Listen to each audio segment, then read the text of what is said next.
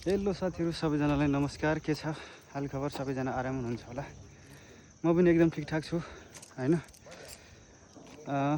मैले चाहिँ मेरो घर गोरधारा हो, दाङ घोराई 4 गोरधारा भन्ने चाहिँ धेरैजना मान्छेहरूले कहाँ पर्छ यो गोरधारा भन्नुहुन्छ है। धेरैजनाले चिन्नुहुन्न। म चाहिँ आज बधाउन जाँदैछु है त। यो चाहिँ हाम्रो स्कुल, सवाइगढको स्कुल है त।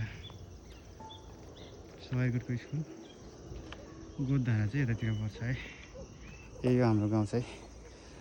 त्यहाँ माथि चाहिँ छिटनेरा हो यो चाहिँ हैन। यो चाहिँ गोरधारा गाउँ सर।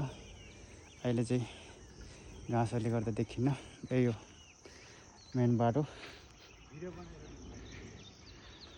यो चाहिँ स्कुल ठ्याक्कै। यहाँनिर दोकान छ हाम्रो बाजे है।